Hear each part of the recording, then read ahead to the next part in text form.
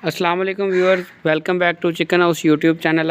Mini poultry farm आए visit करते हैं अपने छोटे से बिज़नेस का और छोटे से पोल्ट्री फार्म का, और देखते हैं हमारे मुर्गियों चूज़ों वगैरह की क्या सूरत हाल है। पिछले 2-3 दिन से शुक्र है गर्मी ज़रा कम थी, तो इन्होंने थोड़ा इनकी जान को सुकून आया। तो आज हम आपके साथ शेयर करेंगे इनको होने वाली चंद कॉमन बीमारियां और उनका इलाज आपके साथ शेयर करेंगे कि अगर आप इस बिज़नेस को स्टार्ट करना चाहते हैं तो आपको इनको लाहक होने वाली बीमारियों का इल्म भी होना चाहिए, और उसके अलावा इनका जो है उसके इलाज का भी पता होना चाहिए आपको। ये देखें, इसका ये बिट्ठू का कलर आप देख सकते हैं, और ये हमारा सेटअप भी आप देख सकते हैं।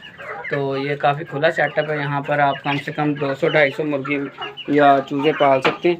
हमने चूज़े भी लिए थे, बड़े भी लिए थे, चूज़े सारे मर गए, 1-2 ही बचे हैं। बड़े अब अल्लाह का शुक्र है सारे ठीक हैं। तो अगर इनको आपके चूज़ों की कलगी जो है, ये जो ऊपर होती है, ये इसका कलगी का कलर जो है वो ब्लू होना शुरू हो जाए तो समझ लें आपके जो है वो मुर्गी या चूज़े को बीमारी है, ठीक है। तो वो आपके लिए ख़तरनाक चीज़ है, वो ठीक नहीं है।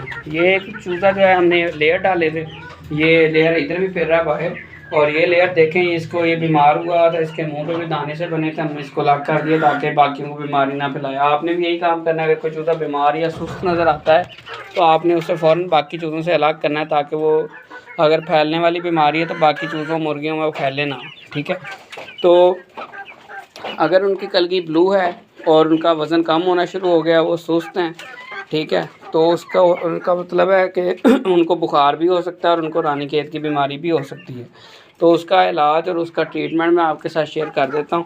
ये आपने अपने बिहाफ पे करना है, हम जस्ट अपना एक्सपीरियंस शेयर कर रहे हैं आपके साथ। ये एंडीसेफ एक ड्रॉप्स हैं, गोलियाँ भी मिल जाती हैं। वैसे तो आप किसी भी बाज़ार में जाएंगे और लिखेंगे रानीखेत, ठीक है, तो आपको मिल जाएगी, ठीक है। एंडीसेफ सही जगह रख के गया, गिर गई, फिर गिर गई है, वहाँ पड़ी थी, नहीं नीचे गिरी थी। अच्छा, एंडी सेव, इसको गंद भी लग गया। तो इसके ऊपर जैसा कि इन्होंने मेंशन किया हुआ है कि किसी भी परिंदे को दे सकते हैं। एक तो इसका ये फ़ायदा है, बीमार और सुस्त परिंदे जो पानी खुद ना पी सकें उनको आपने खुद अपने पकड़ के उनके मुंह में ड्रॉप डाल दें, 4 से 5 हर परिंदे को। परिंदों के अंदर तोता, ठीक है, कबूतर, मुर्गियाँ, इन सबको आप दे सकते हैं। इन सबको ही रानीखेत की बीमारी लग सकती है। उसके अलावा अगर नहीं भी है तो आप एहतियातन हर महीने बाद भी दे दें, तो इसका कोई नुकसान नहीं है, बल्कि बेहतर रह जाता है आपके मुर्गियों के वज़न गेन करने के लिए। और मैं कह रहा हूँ इनको पकड़ पकड़ के दे दें। अच्छा, इस तरह पानी में मिला के, चलो ठीक है। अच्छा, इसके ऊपर मैं आपको बता दूं, लिखा गया एंडीसेफ एक कुदरती मरकबात का मजमूआ है जो मसलन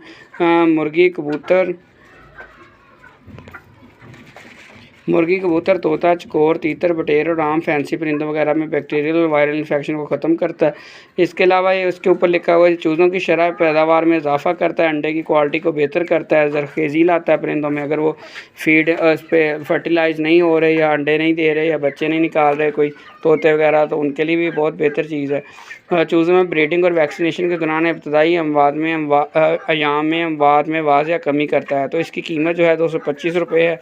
एंडीसेफ के नाम से आपको किसी भी मेडिकल स्टोर, जो जानवरों और परिंदों का मेडिकल स्टोर है, उससे मिल जाती है। लो रखो इसे, पानी को नीचे रखो, बाल्टी में। वो उसका क्या करना है, वो जो दानों से भरा है, उसको चिकन पॉक्स निकले उसका देते हैं। चिकन पॉक्स की भी कोई मेडिसिन लेके आनी चाहिए, तो मिला दो, उसको देते हैं, सबको ही देते हैं, थोड़ा ज़्यादा ही मिला देना। अच्छा, ड्रॉप्स का फ़ायदा आपको क्या हो जाता है कि ड्रॉप्स जो हैं बाद में भी काम आ जाते हैं। रानीखेत की 40 रुपये की दूसरी गोलियां भी आती हैं और सबके मुंह में एक एक डालनी होती है।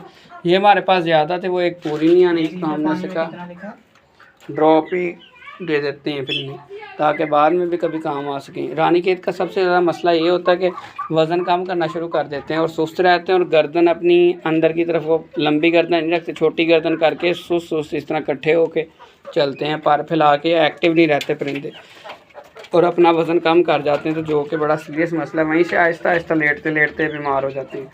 तो ये हमने शामिल कर दिया, अभी ऊपर रखा ताकि गंद ना मार दें। और आपने ख्याल करना है कि पानी गिरे ना फिर, ठीक है। इस तरह का बर्तन हो जो या तो वज़नी हो या फिर जिनका स्पेशल पानी वाला बर्तन होता है जिसके अंदर ये अपने पाँव ना रख सके, वो वाला बर्तन हो। हल कर दो कोई नहीं, और डाल दो बेशक, कम रेड हुआ है, और डाल, तेज रोज हो जाए पहले, कोई मसला नहीं। तो ये अगर आपने इस तरह कोई आप भी कोई छोटा सा कारोबार करना चाहते हैं तो आपको इनकी बीमारियों का और इनके जो आने वाली मुश्किलात हैं वो आपको पता होना चाहिए, क्योंकि कागज़ के ऊपर ज़रब दे के बड़ा इंसान बन जाता है कि ये हो जाएगा वो हो जाएगा, लेकिन जब वो उस काम में पड़ता है पता उस टाइम चलता है उसकी हकीकत का। तो इसलिए उसके लिए आपको पहले से तैयार रहना चाहिए। तो ये अल्लाह का शुक्र है काफ़ी बेहतर हैं, और मुर्गे भी मुर्गों की शेप में आ रहे हैं, हालांकि अभी इनकी इतनी एज नहीं है, और मुर्गियाँ भी ठीक हैं। ये पिछले दिनों में गर्मी की वजह से इन्हें रगड़ा लगा है ज़रा काफ़ी सारा, तो ये देखें कितने शौक़ से सारे पी रहे हैं।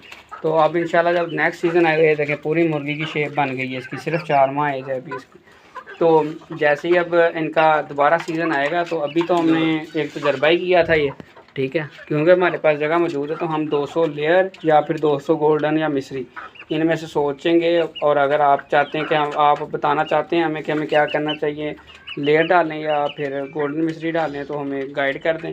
तो अगर आपने चैनल को सब्सक्राइब नहीं किया तो चैनल को सब्सक्राइब कर दें ताकि हम एक दूसरे से राब्ते में रह सकें। मिलते हैं इंशाल्लाह अपनी नेक्स्ट वीडियो में, तब तक के लिए अल्लाह हाफ़िज़, दुआओं में याद रखिएगा।